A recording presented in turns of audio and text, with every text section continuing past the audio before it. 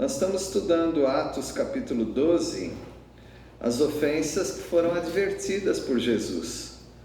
Jesus advertiu que ofenderiam aos cristãos, maltratariam aos cristãos, prenderiam e até os matariam. E nós já vimos isso acontecer no estudo que fizemos hoje pela manhã.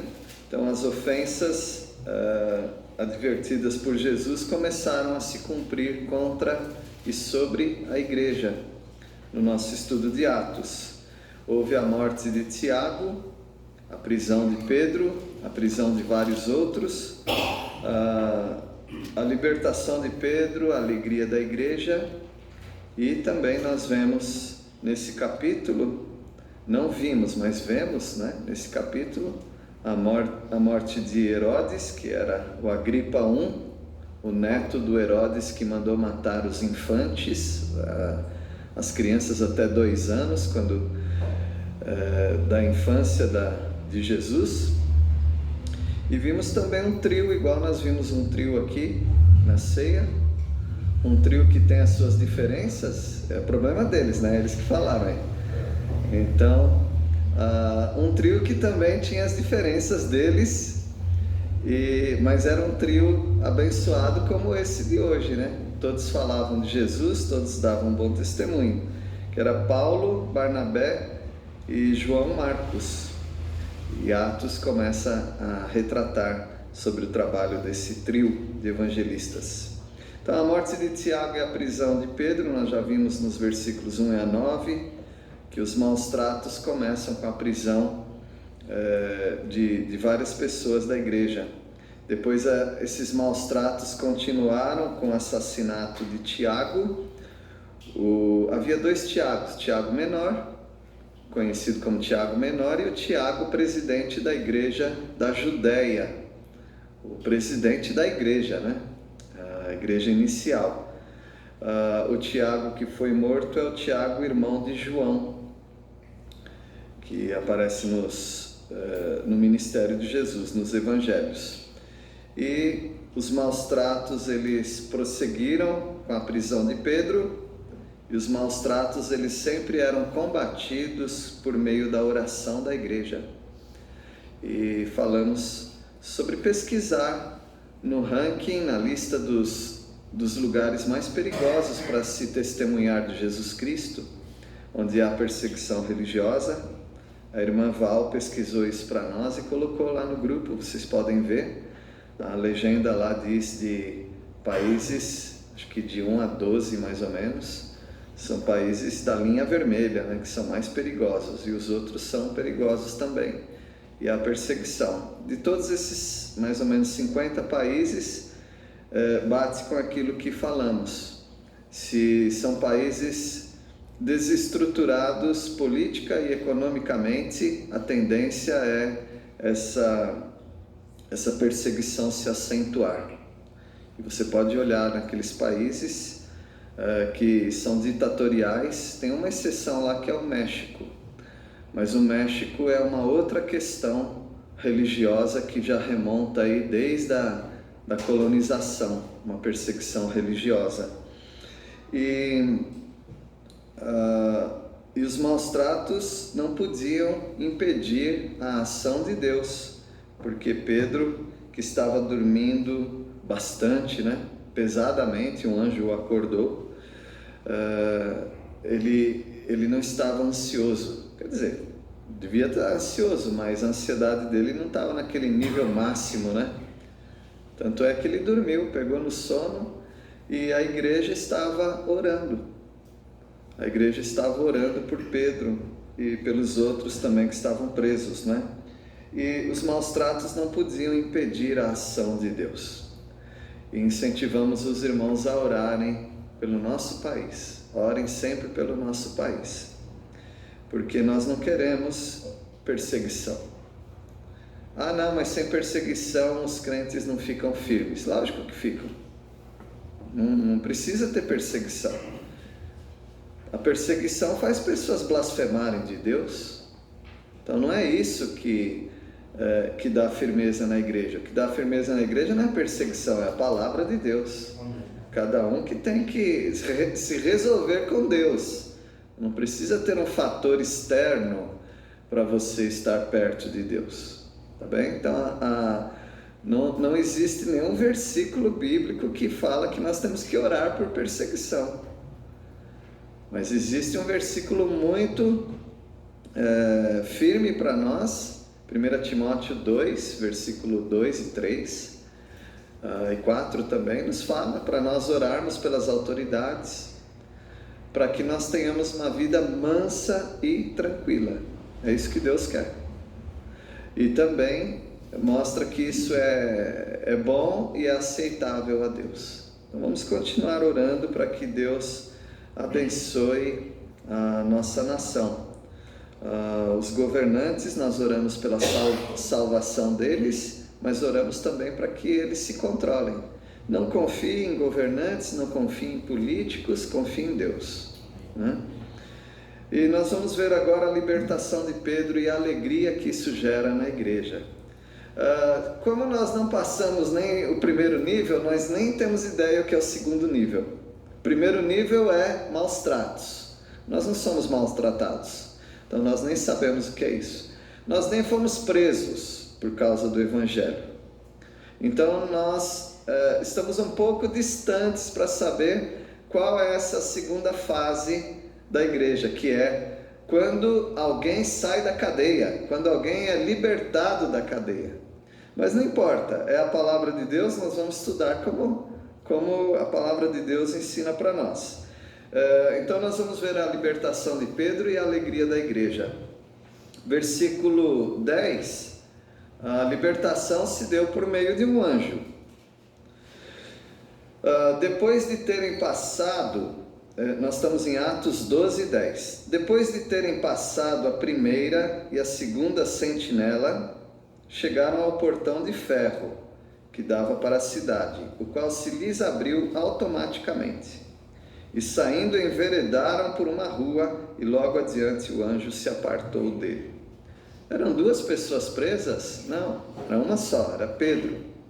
E por que está no plural? Depois de terem passado, porque era Pedro e o anjo. O anjo dá uma sacudida em Pedro para acordá-lo. Levanta-te depressa. E aí as cadeias, as correntes caem das mãos e dos pés. Aqui fala só das mãos, né? Das mãos de Pedro. E o anjo dá uma ordem. Vista aí, coloque seu cinto, porque eles usavam aquelas roupas largas, túnicas, porque ele vai se apressar. Então cinge, coloca o cinto de pano aí, calça as sandálias, põe a capa, devia estar frio lá fora, né? E segue-me. E assim foi Pedro. Pedro não sabia se aquilo era uma visão, se aquilo era real. Pedro não sabe disso, mas Pedro vai obedecendo. E aí eles passam a primeira e a segunda sentinela. A Bíblia não diz o que aconteceu. Nós imaginamos que os guardas dormiram. Enquanto Pedro acordou, os guardas dormiram. E passou a primeira, passou a segunda, é igual o atacante de futebol, né? E fez o gol. E ele chega até o portão de ferro, que seria o último obstáculo, e o portão abre automaticamente. Eu acho muito engraçada essa palavra, porque automaticamente o portão abrir já me remete os nossos portões, né? Mas o automático aqui não é auto. O portão não se abriu com controle remoto, alguma coisa. O portão foi aberto. Foi aberto pelo anjo. O anjo abre, não é? O poder de Deus abre aquele portão e eles vão para uma vereda. Eles se enveredaram por uma rua e o anjo já cumpriu a parte dele e se apartou de Pedro. Alguém pode ler, por favor, Hebreus 1,14? Não esqueçamos que essa é uma doutrina, a doutrina dos anjos. Você não tem que falar com o anjo você não tem que invocar anjos, você não tem que orar para anjos, você não tem que esperar anjos, mas eles estão te servindo, tá bom? Hebreus 1,14, alguém pode ler, por favor? Não são todos eles espíritos ministradores enviados para serviço a favor dos que amam e herdar a salvação. Ou seja, os crentes. Os anjos te servem. Você não sabe como. Você não sabe quantas vezes que um anjo ao redor de você esteve te servindo. Mas os anjos, desde o momento que você se converteu até agora e vai continuar, os anjos vão te servir. Tá bom? Não precisa falar com o anjo, não. Deixa que eles trabalhem em silêncio.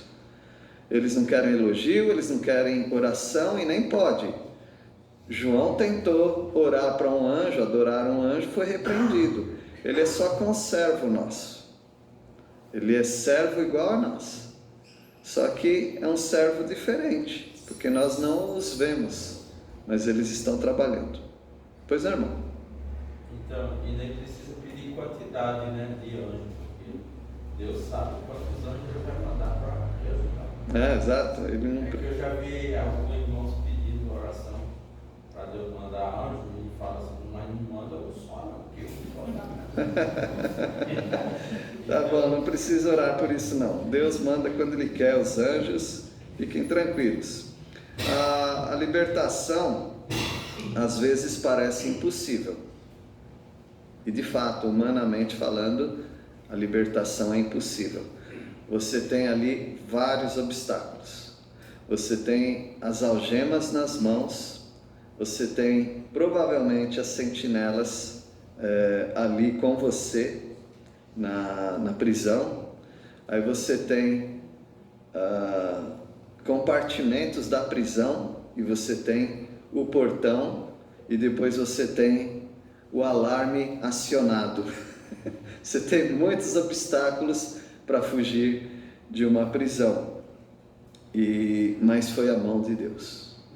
A mão de Deus, e Ele é o Deus dos impossíveis. Ele pode fazer aquilo que é impossível a nós. Versículo 11 diz assim: Então Pedro, caindo em si, disse: Agora sei verdadeiramente que o Senhor enviou o seu anjo e me livrou da mão de Herodes e de toda a expectativa do povo judaico. Por que ele caiu em si? Porque ele não sabia onde ele estava. Ele não sabia se era real, ele não sabia se era uma visão. Agora sim, agora ele entendeu e ele diz: agora sei, Deus enviou um anjo para me libertar. É uma surpresa? Mas não é. É uma surpresa no sentido de: eu fui liberto, como é esse negócio?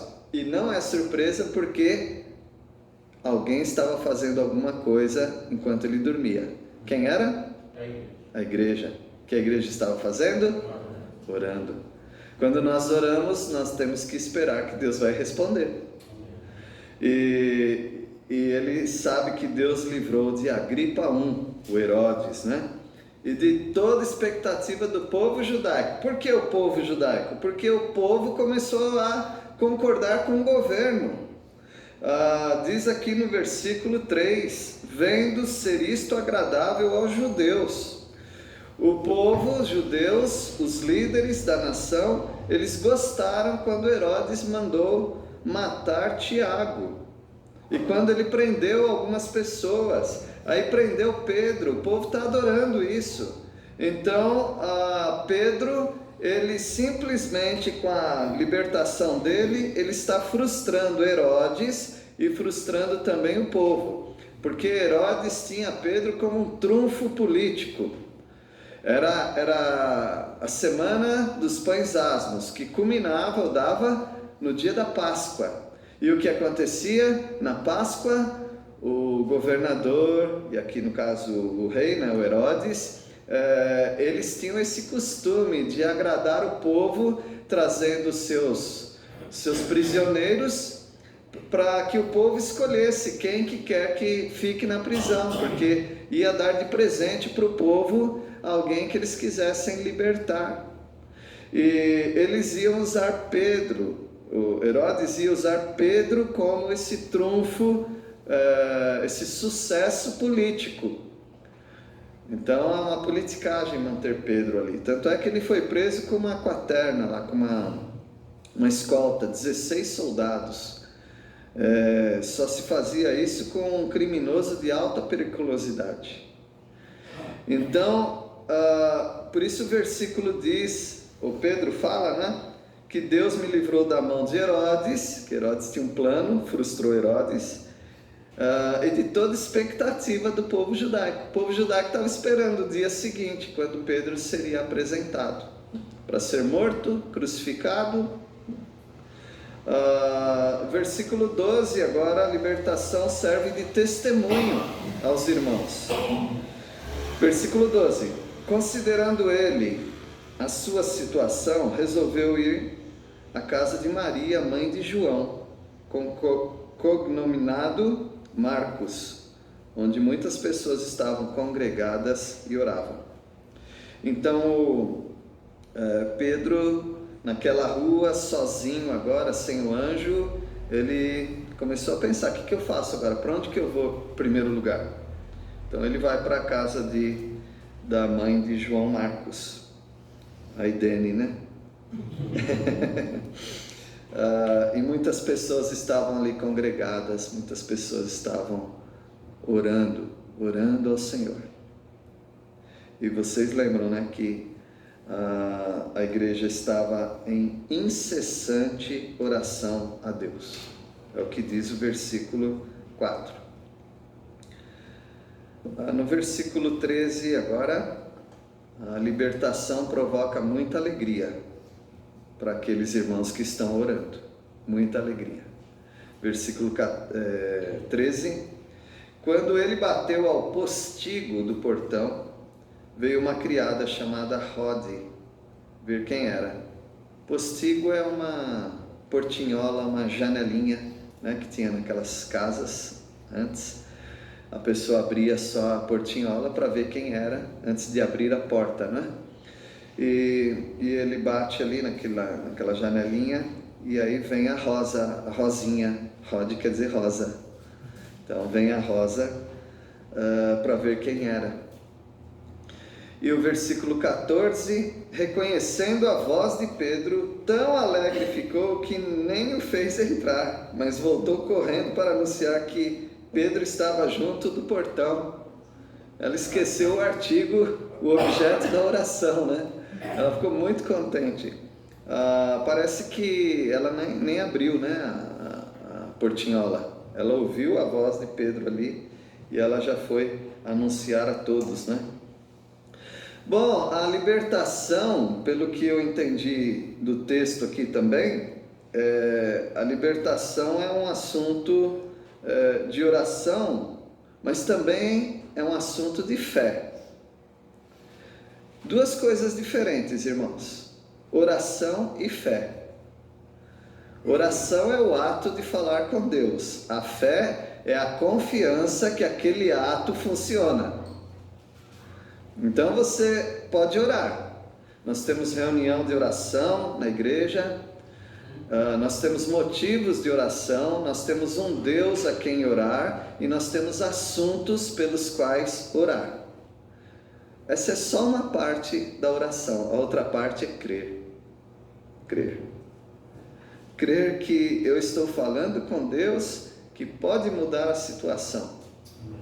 Vamos crer nisso, porque a palavra de Deus diz em Hebreus 11, versículo 6, que para orar você precisa ter esses requisitos. Primeiro, crer que Deus existe.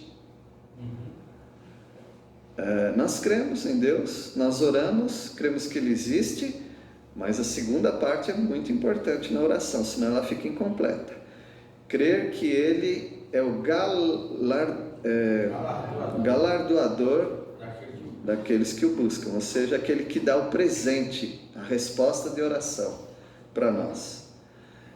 Então a oração é um assunto de fé.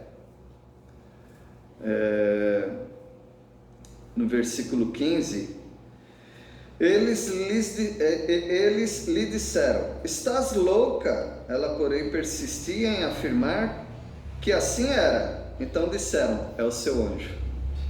Bom, aqueles irmãos, eles tinham um assunto que era um assunto de oração, estava todo mundo orando. Mas num grupo daquele que estava orando incessantemente a Deus, é um grupo que não estava crendo. É secreto isso, entendeu? Quando nós estamos num grupo orando, nós estamos orando, mas no fundo nós não estamos crendo. Está um enganando o outro na oração. Vamos orar por isso. Vamos sim, vamos orar por isso. Mas nós cremos, não precisa falar, tá? Porque a gente já sabe que não. Nem sempre nós cremos. Deus precisa, enquanto nós oramos, também trabalhar no nosso coração, para nós crermos. Os apóstolos, quando repreendidos por Jesus, eles falaram: Senhor, aumenta a nossa fé.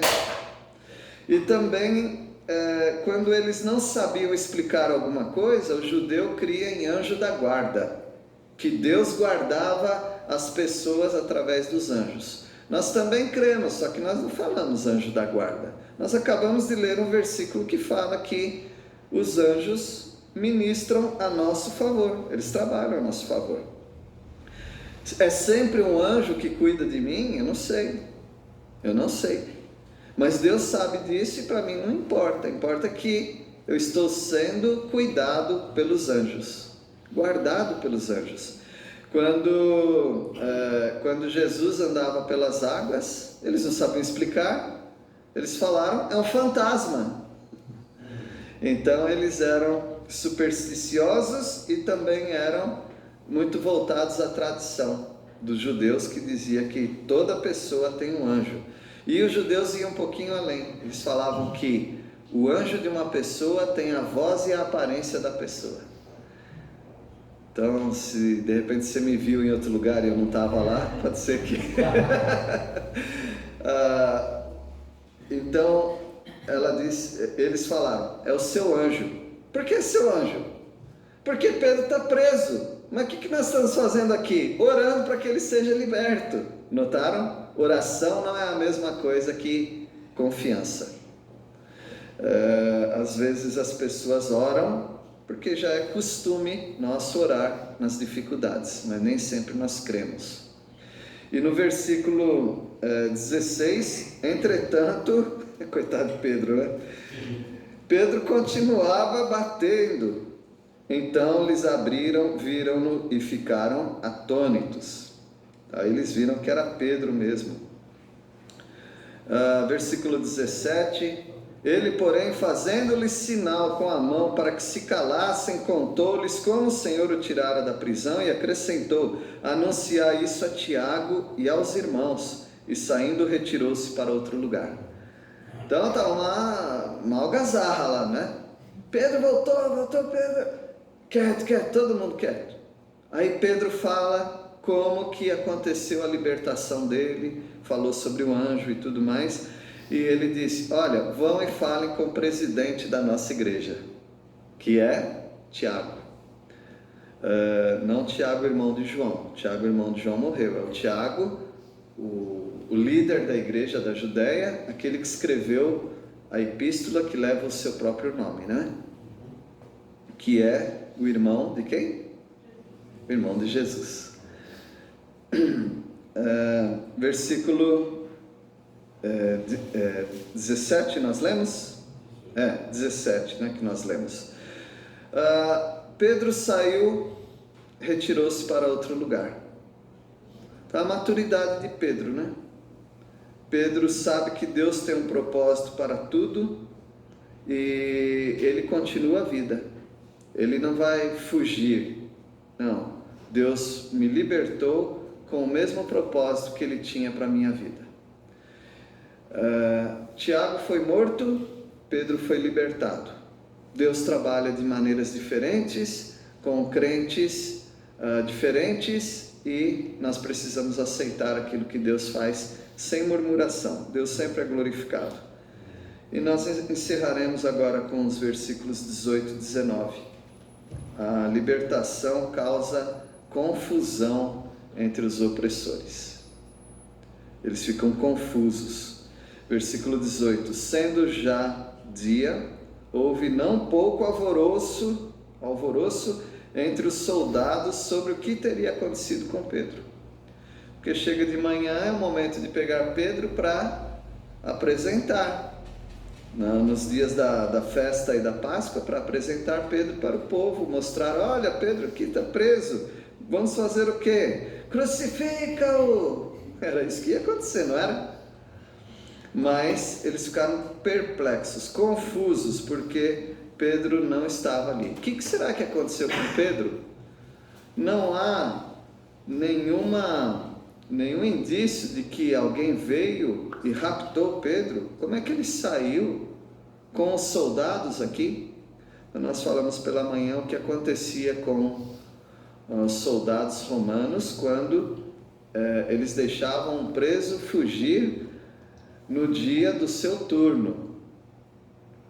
Eles matavam. Depende da penalidade. Por exemplo, se era chicotadas que o prisioneiro tinha que tomar, então o soldado que deixou escapar no dia do seu turno, ele levava as chicotadas que o prisioneiro ia levar. Se o prisioneiro ia ser morto, então ele recebia a pena de morte em lugar do prisioneiro. Ele tinha que pagar aquilo que o prisioneiro pagaria. Versículo 19: Herodes, tendo-o procurado e não o achando, submetendo as sentinelas a inquérito, ordenou que fossem justiçadas. E descendo da Judéia para Cesareia, Herodes passou ali algum tempo. Então tem algo importante nesse versículo, que Herodes quis ver com os próprios olhos. E viu realmente que não foi ninguém que raptou Pedro, só tinha uma explicação. E talvez as sentinelas confessaram o que aconteceu. Elas falaram: nós pegamos no sono, nós dormimos. O que aconteceu? Vocês dormiram? Dormimos. E como que Pedro consegue se libertar, né? Do portão maior? Então tudo um mistério para eles. Mas para Herodes estava muito simples. Para Herodes bastava saber: ele fugiu no turno de vocês, vocês são responsáveis. E ordenou então que fossem justiçadas. Qual tipo de justiça? Provavelmente a morte. Herodes não é bobo, né? O Herodes, ele criou uma grande expectativa diante do povo. Festa da Páscoa. Eu vou apresentar Pedro para todo mundo. Ele estava bem popular. O povo estava a favor dele. Ele ia ganhar pontos com o imperador. Agora, quando acontece isso, o que ele faz? Ele sobe do mapa. Ele sai da Judéia para Cesareia. E lá ele passa algum tempo. Provavelmente para que o povo esquecesse desse evento, porque as sentinelas eram responsáveis, mas sob o governo de Herodes. Então Herodes também era responsável. É um incompetente, talvez o povo ia começar a pensar. Meus irmãos, nós vimos então que a libertação traz grandes emoções. Alegria para a igreja, confusão para os opressores, e nós vemos o poder de Deus em ação nessa libertação. Então nós vamos ficar por aqui hoje, louvando ao Senhor pela a palavra dele. Continuem a orar pelo nosso país. Se você não tem motivação porque o seu país não passa por perseguição, você fique inspirado pela palavra de Deus, né? No sentido de saber que isso é real até hoje. E que há muitos lugares onde há perseguição. Vamos orar. Deus, obrigado porque temos livre acesso às igrejas, aos locais de reunião, a evangelismos, a carregar Bíblia na rua e a tantas coisas que em vários países eles nem pensam que existe. Nós agradecemos porque por enquanto estamos tendo uma vida mansa e tranquila. Queremos que continue assim. E, ó Deus, que isso não seja um pretexto para que os crentes fiquem frios sem amor pela Tua palavra, pela Tua obra, mas que cada um aproveite o tempo de liberdade para expressar livremente a sua fé. Obrigado porque hoje nós fizemos isso. Nós cantamos, lemos, ouvimos, tomamos a ceia do Senhor, estamos em comunhão uns com os outros. Obrigado por isso. Dá-nos uma boa semana e que tenhamos sempre esse pensamento de gratidão pela liberdade que nós temos. É em nome de Jesus que oramos. Amém.